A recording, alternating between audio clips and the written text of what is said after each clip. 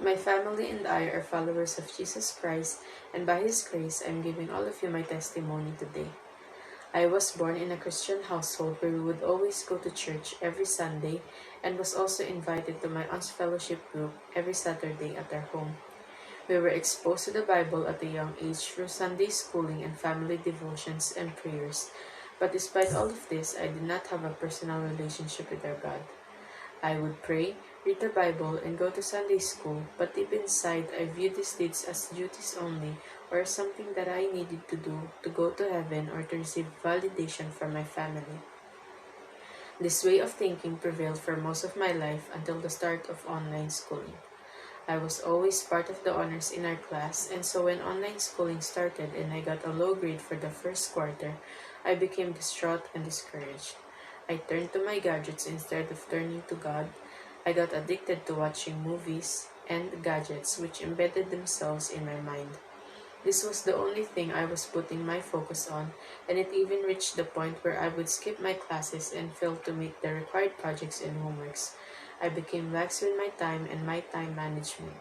As my grades continued to slip, I was stuck in a limbo where I would panic and grieve the outcomes of my actions but never really change or do anything about it. These grievances eventually lead me into depression, which led my mind into thinking of suicide, and I became concerned and distressed, so I confided with my parents, who requested the help of Pastor Bush and Pastora Jane. And Jane then became part of my sibling and I's daily life because she assigned us a book of the Bible to read one chapter a day and to journal about what we have learned. This helped me a lot, and so did our nightly prayer meetings, because it gave our family time to bond to learn about the Word of God with each other. And Jane also started a D group with me and my sisters, in which we would have devotions. She would check us on our Bible reading, and we would also look at the booklet provided to learn more. I noticed that with the help of God, the support of Pastor Bush and Pastora Jane, our will to do better, and the presence of these D groups and devotions in our lives, we were slowly changing for the better. I no longer view praying and reading the Bible as a task or as a duty, but as something to communicate with God, to confide in Him, learn about His Word and His will. And I'll strive to do better in school, to do all I do for His sake and to make my family proud. And my family is now getting to know our God deeper. Our faith is growing stronger and our bond is getting closer. Truly, nothing is impossible with Him, for our God is a God who is above all, and through Him we can do anything. Magandang araw sa ating lahat. Salamat sa Panginoon sa pagkakatumuli na makapagpahayag ng salita niya. Tunay, Matthew chapter 4 verse 4, Man shall not live by bread alone, but by every word that proceedeth out of the mouth of God. Tayo po'y manalangin o dakila Ama sa pangalan ng Jesus. Salamat pong muli sa pagkakataong ito na pinagkaloob po sa amin upang minsan pa makarinig ng mga salita mo. Tunay, kung ano man po mga naisip na salita na gawa na hindi po nakapagbigay kaluwalhatian sa iyo, hiningi po namin ito ng tawad sa pangalan ni Jesus. At salamat for you are faithful, you are just, you are forgiving, and continually cleansing us from all unrighteousness. Thank you, Lord, sa anointing, illumination, conviction of your Holy Spirit, na we will not be hearers only, but doers of the Word of God. Salamat po. Ito pong aming dalangin sa pangalan ni Jesus. Amen and Amen. Palapakan natin ating Diyos na buhay. Yes! Purihin ang Panginoon sa pagkakataong ito. So, sa araw na ito, ating pong topic, Get Connected Back to the Bible. Pakiulit nga po. Get Connected Back to the Bible. Ano po? At tingnan po natin sa Psalms 119. Kung meron po kayong Biblia, please open with me. Psalms 119 verses 81 hanggang 96. Ano po? Umpisa na po natin. Sabi po ganun, My soul pains with longing for your salvation, but I have put my hope in your word. My eyes fail, looking for your promise. I say, when will you comfort me? Though I am like a wineskin in the smoke, I do not forget your decrees. How long must your servant wait? When will you punish my persecutors?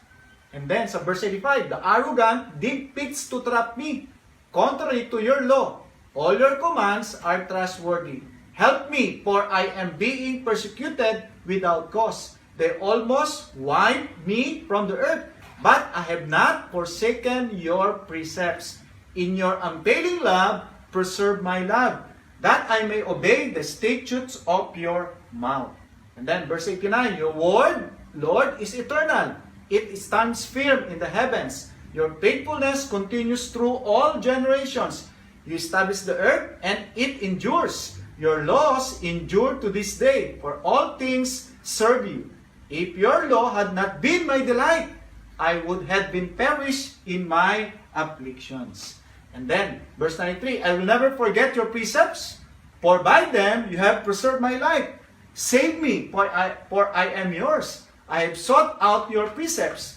The wicked are waiting to destroy me, but I will ponder your statutes. To all perfection I see a limit, but your commands are boundless. No po? So bakit po napakahalaga na kung nais po natin magkaroon po tayo ng koneksyon, especially po sa ating Diyos na lumikha sa atin, kinakailangan bumalik po tayo sa Biblia. Sa ating po mga nabasa, meron pong 4 characteristics ang salita ng Diyos. No po? Sabi pong ganon, sa verse 89 hanggang 91, Your word, O Lord, is eternal. It stands firm in the heavens. Your faithfulness continues through all generations. You establish the earth, and it endures. Your laws endure to this day, for all things serve you. Yes, bakit po kinakailangan na tayo po ay bumalik sa Biblia? Sapagkat ang Biblia is permanent. No po? Yung pong salita ng Diyos, ito po ay mananatili. Di ba po? Sabi nga ng salita ng Panginoon, Heaven and earth will pass away, but His words will remain. At nakaranas po tayo sa mga salita ng mga tao na kung saan sinabi niya ngayon, eto, pero kinabukasan, bago na naman yung pong kanyang sinabi. Hindi po yan katulad ng ating pong salita ng Diyos. Sapagkat ang salita ng Diyos, permanente po ito. Ibig sabihin, kung sinasabi natin na irrelevant na ang salita ng Diyos sa ating kapanahunan, tayo po ay nagkakamali. Sapagkat, Your word, O Lord, is eternal. It stands firm in the heavens. Wala pong pwedeng makapagbago sa salita ng ating pong Diyos Ama. Amen? So number 1, the Bible is permanent. Po? Pangalawa, sabi ng verse 92, If your law had not been my delight, I would have perished in my afflictions.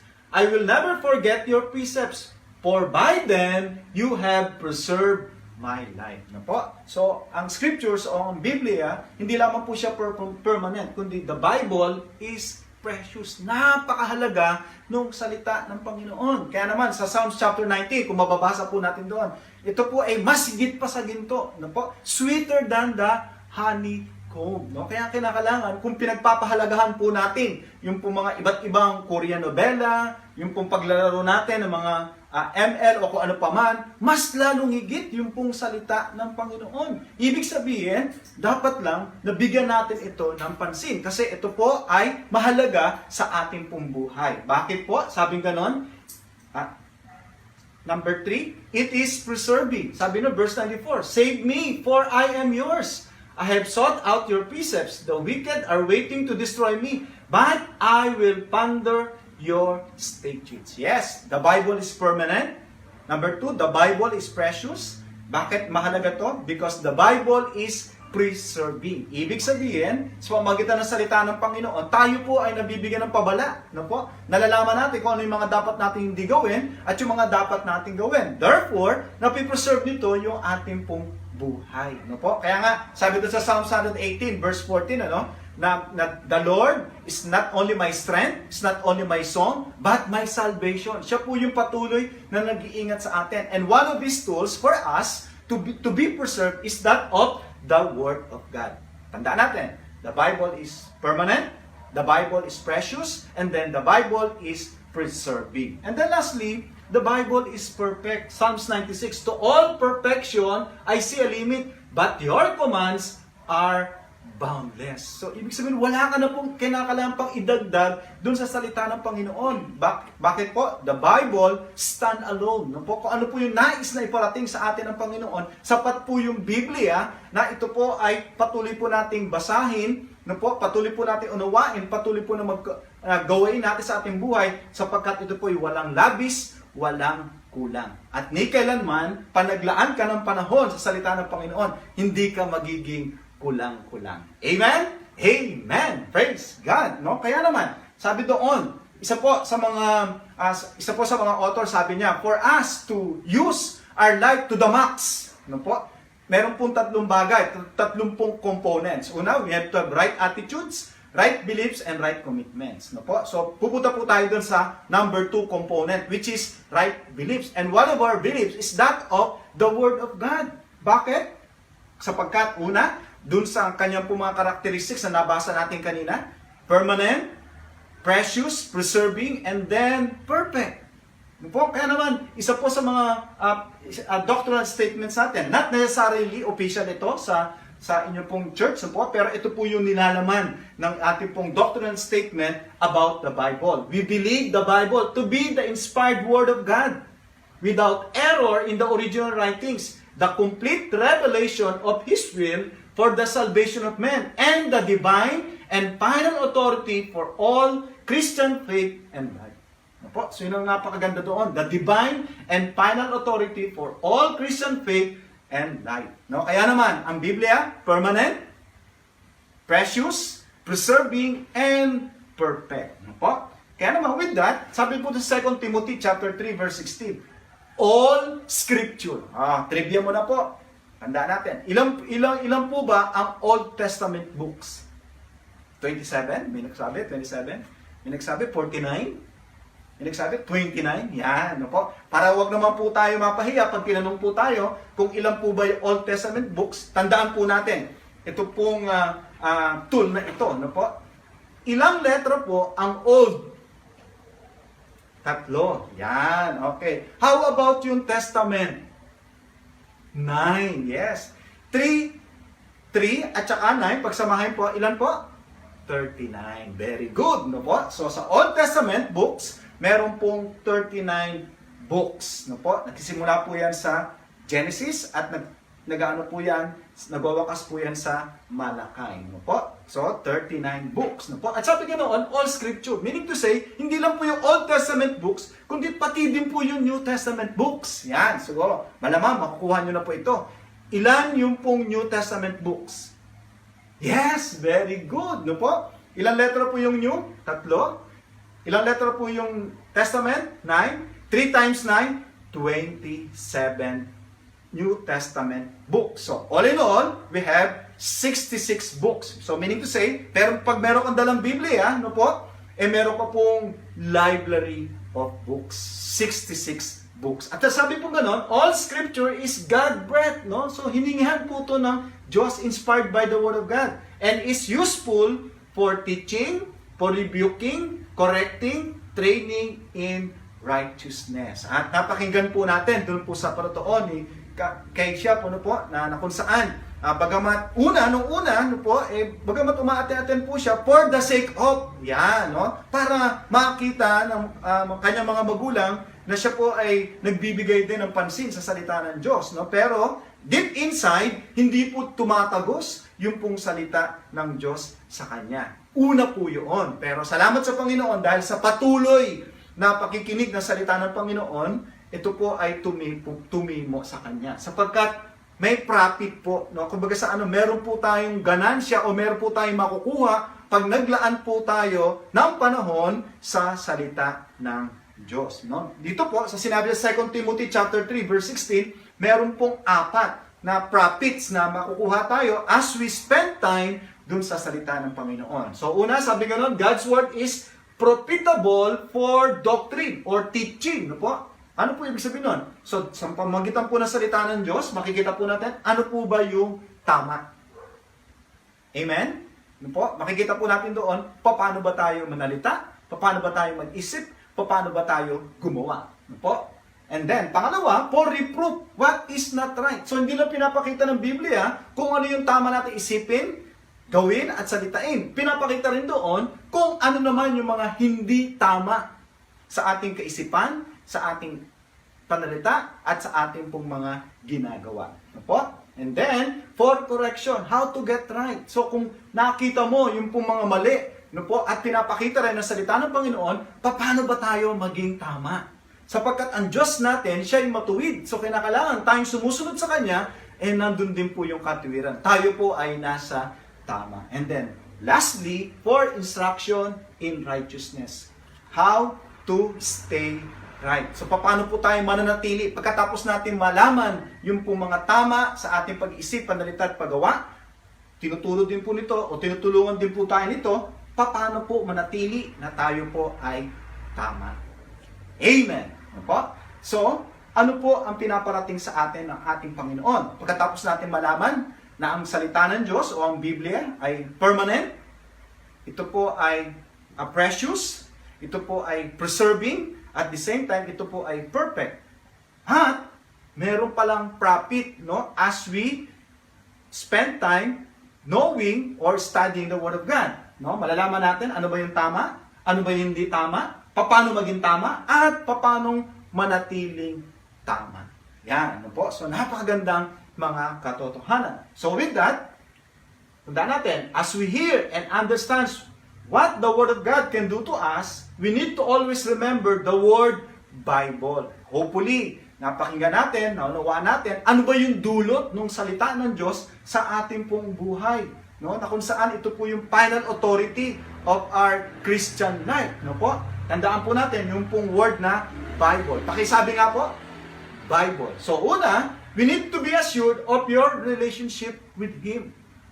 No? So dapat nandun yung katiyakan natin upang magkaroon po ng kaliwanagan yung salita ng Diyos as we read it. Bakit? Kasi meron po tayong relasyon dun po sa author. No? Po, pangalawa, we need to be intentional in setting aside to read and study His words. No po? Isa-isahin po natin ito mamaya. And then, be a doer of it, let others know about it, and endure till the end. No po? Tingnan po natin, isa po sa mga applications natin, we need to have that assurance of our relationship with Him. And it is very clear stated in Romans chapter 10 verse 9. No po, it says, if you declare, no, so kinakailangan po natin na ipahayag with your mouth that Jesus is Lord and believe in your heart that God raised Him from the dead, you will be saved. For it is with your heart that you believe and are justified, and it is with your mouth that you profess your faith and are saved. No po? So kinakailangan po mamutawi sa ating po mga labi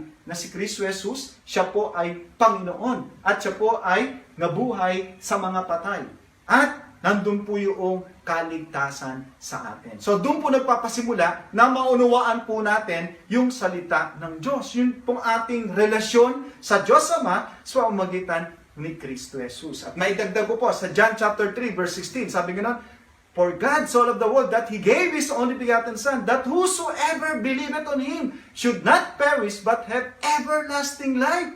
No po, so kinakailangan natin yung pananampalataya na nagtitiwala tayo na sapat yung ginawa ni Kristo Jesus dun sa cross ng Kalbaryo para po sa ating pong kaligtasan. Hindi po sa pamagitan ng ating pong mabuting gawa. Yung pong mabuting gawa, resulta na lang po yun nung pananampalataya natin doon sa tapos na ginawa ni Kristo Jesus doon po sa cross ng Kalbaryo. Amen? So we need to be assured of our relationship with God through our Lord Jesus Christ. No po? Pangalawa, we need to be intentional. So meaning to say, we need to set aside a definite day or oras or place, no po, na kung saan makikipagdiig po tayo sa ating pong Diyos na buhay. Bakit po? Kasi isa po sa mga pangako niya, as we draw ourselves unto Him, He will draw Himself to us. No po? At sabi pa rin po doon, apart from Him, we can do nothing. So, ibig sabihin, on a daily basis, no po, wag po natin ito ma-miss. No? Habang tayo po tinatamad sa pagbabasa, panalangin, pagpupuri sa Kanya, mas lalo po natin itong gawin. Wag po tayong magpatalo sa laman. Sapagkat salita ng Panginoon, ang sabi ng salita ng Panginoon, no? The spirit is willing, but the flesh is weak. So, dapat po mapagtagumpayan po natin yon on a daily basis. No po, sa Psalms chapter 1, sabi gano'n, but whose delight? Sabi gano'n, blessed, no? Pinagpala ang tao na ang kanyang delight is in the law of the Lord. Yung pong salita ng Panginoon. Yung pong Old Testament and New Testament books. No po, yung 66 books. Hindi ka lang po mamimili o hindi ka lang doon sa Old Testament o hindi ka lang doon sa New Testament. Kailangan po buong Biblia, no po, na kung saan binibigyan po natin ng pansin. And we meditate it day and night. So, hindi lang po pala sa araw, kundi sa pagkatapos din ng araw. No? Pagpapasimula at pagkatapos ng araw, kinakailangan po, tayo po ay nakatuon sa salita ng Panginoon. Sabi po doon, bakit daw po? Verse 3, that person is like a tree planted by streams of water, which yields its fruit in season, and whose leaf does not wither. Whatever they do prospers. Wow! No po? So, as we meditate the Word of God, day and night. So, walang dahilan para tayo po ay hindi mamunga. No? Ano po ba yung mga bunga na sinasabi doon? Yung pong sinasabi doon, isa po sa mga bunga na sinasabi doon, yung pong ating character, no? Na kung saan, nandun yung love, joy, peace, long-suffering, gentleness, goodness, meekness, faith, and temperance. At hindi lang po yun. Sabi nga nun, hindi po tayo nalalanta. At kung ano man yung gawin natin, nandun po yung pagpapala ng Diyos sa atin. Amen? Di ba? Yung po yung nais natin. No? Kaya lang, sad to say, iba po yung formula natin. Eto po, sinabi na po yung formula sa atin for us, na tayo po ay mag-prosper, for us, na tayo po ay kakitaan ng mga magagandang pag-iisip, panalita at paggawa. No po? Kinakailangan po natin maging intentional po tayo sa paglaan ng panahon upang basahin at pag-aralan ang mga salita niya. Kaya nga po may mga pastors, no po, may mga pastors, teachers, evangelists na kung saan inilagay po o pinagkaloob po ng Panginoon sa isa pong local church, no po, para tulungan po tayo sa pagbabasa at the same time sa pag-aaral ng salita ng Panginoon. Number 1, you need to be assured of your relationship with Him. And then number 2, you need to be intentional in setting aside to read and study His words. No po? Pangatlo, we need to be a doer of it. Yan, no po? Sabi doon sa John chapter 14, verse 23, Jesus replied, anyone who loves me, tingnan mo yung katabi mo, mahal niya ba yung Diyos? Amen, praise God. Sabi ganon, anyone who loves me will obey my teaching. No po? Kung sino man daw po ang nagmamahal sa ating Diyos, sinusunod niya yung pinag-uutos na ating Panginoon. He is a doer of it. Therefore, kung tayo po ay gagawin natin niya, sabi ko na, my Father will love them, amen, yung pag-ibig ng Diyos, ito po'y patuloy na sa atin, and we will come to them and make our home with them. Wow! Praise God! Yun po yung susi, no po, na parang masabi natin na greater is He that is in me than He that is in the world, no po, tandaan po natin, kinakailangan po natin alamin, at the same time, sundin yung pong itinuturo ng Diyos sa atin. Amen? No po? We need to be a doer of it. No? Sabi gano'n, mapalad yung mga tao na nakikinig at nagsasagawa ng salita ng Diyos. No? Tinulad po siya dun sa isang tao na kung saan siya po ay nagtayo ng kanya pong tahanan sa bato. At yung pong bato na tinutukoy dun ay ang ating pong Panginoon Kristo, na maski ano pong bagyo, hangin, malakas na hangin na dumating sa kanya, siya po ay mananatili. Tandaan po natin, ang ating pong Christian life, hindi po ito trouble-free. No po? May mga pagsubok, tukso na darating sa atin. Pero, praise God, as long as na tayo po ay nagbabasa, nag-aaral at nagsasagawa ng salita ng Panginoon, tayo po ay mananatili sa Kanya. Kung ano man po yung takbuhin na pinagkaloob sa atin ng ating Panginoon, ito po ay matatapos natin. Hindi lang po basta matapos, kundi matatapos po natin ito ng malakas. Amen? Amen. Po, pangapa. Let others know about it. So we need to be assured of our relationship with Him. No po? We need to be intentional in setting aside to read and study His words.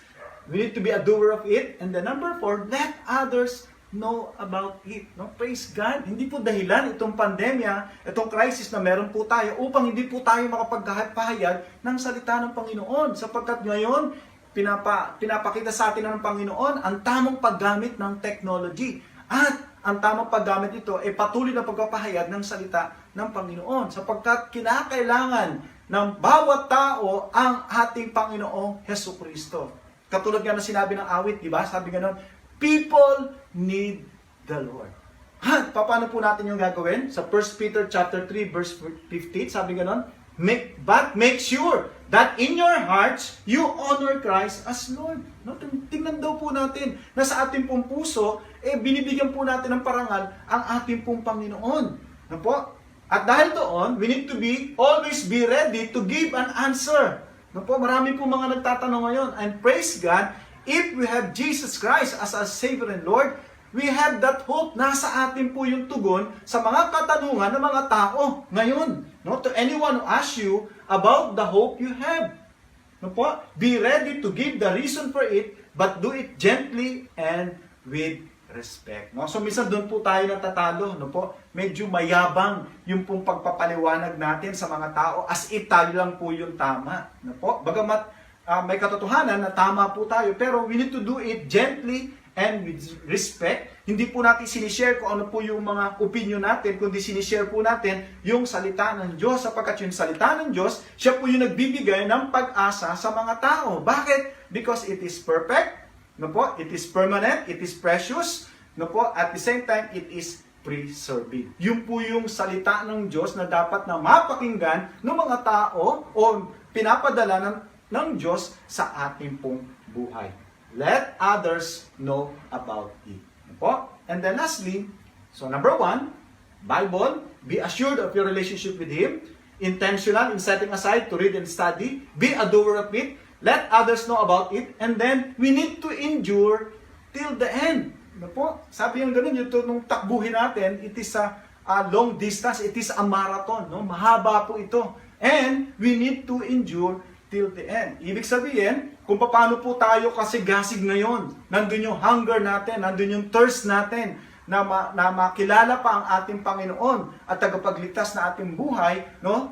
Panalangin natin sa Panginoon na all throughout of our stay here on earth, mananatili po yung hunger na yun, yung thirst na yun, na makilala ang ating pong Panginoon. No po? So 1 Corinthians 15:58, sabi po ganoon, my dear brothers and sisters, remain strong in the faith.